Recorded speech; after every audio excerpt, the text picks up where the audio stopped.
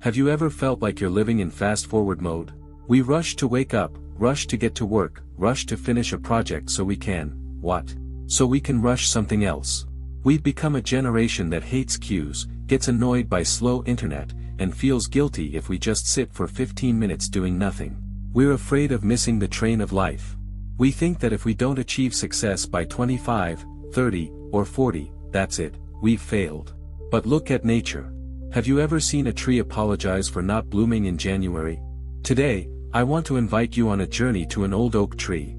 This is a story not about laziness, but about a great art, the art of patience.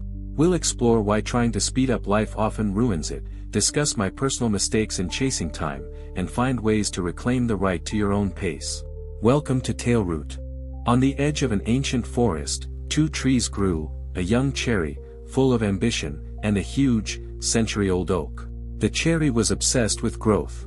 As soon as the first rays of sunlight touched the frozen ground in February, it began to push its sap upward. It wanted to be first. It wanted to show everyone its blossoms while the other trees were still asleep. The oak stood motionless. Its branches seemed dead, covered in frost. The cherry laughed at it. "Old man, you're sleeping. Life is passing you by. Look, I'm already sprouting buds." It spent all its internal reserves, accumulated over the summer, to bloom in the cold February air. And it did bloom. For a couple of days, it was beautiful. But then a real March frost struck. An icy wind tore off the delicate petals, and the sap inside the thin branches froze, tearing apart the bark. The cherry turned black and weakened. The oak tree awoke only when the earth had warmed to its very roots. It was in no hurry. It waited for the right moment. When it rustled its mighty foliage, it was full of strength, because its patience had preserved its energy. It knew, it should bloom not before everyone else, but in its own time. Why are we so similar to this cherry tree?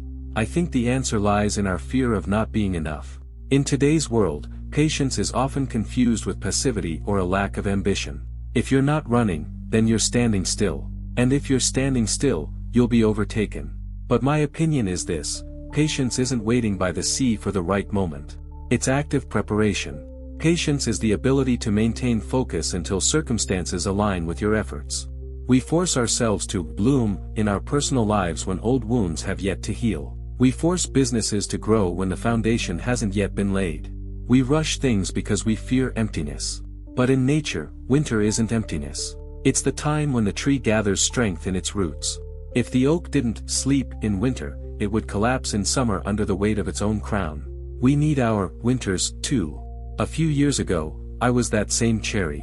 I launched a project and wanted it to become popular within a month. I worked 16-hour days, I rushed the team, I demanded results here and now.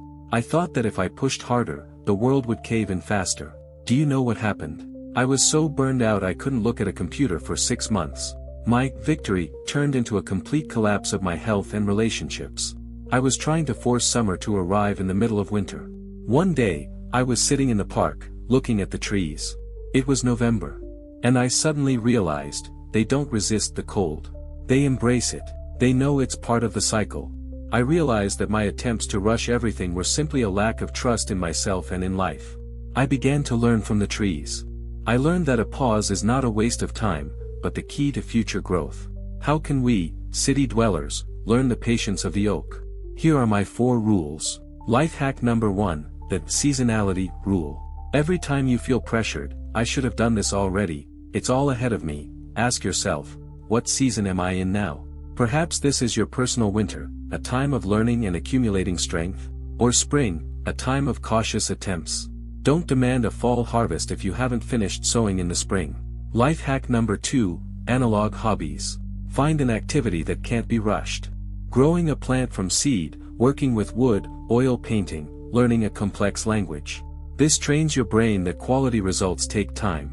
This is your patience training. Life hack number 3, celebrate doing nothing. Once a week, set aside an hour when you don't solve problems. Just contemplate. This is not laziness. This is the time when your inner oak distributes its sap among its branches.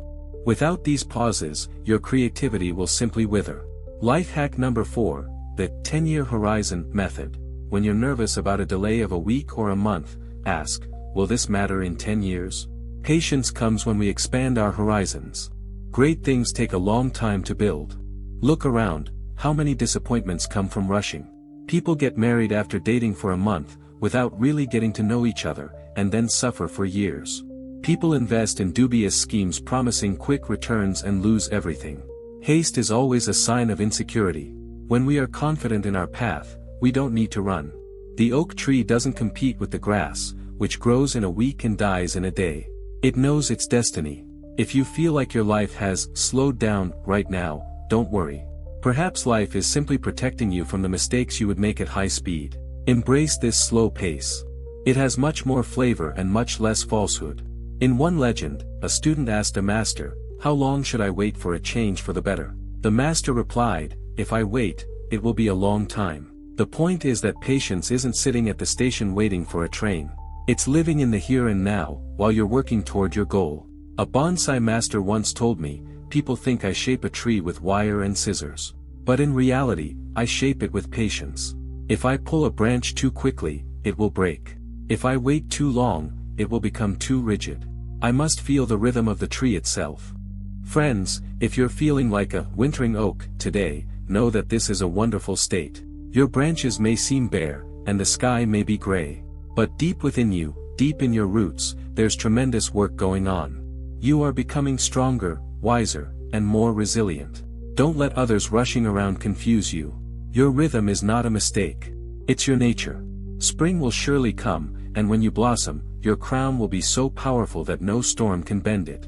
Assignment for you, in the comments, write one area of your life in which you've decided to stop rushing the cherry, and give yourself some oak time. Let's support each other in this slowdown. Thank you for being with Taleroot today. Remember, the strongest trees grow slowly. See you in the forest.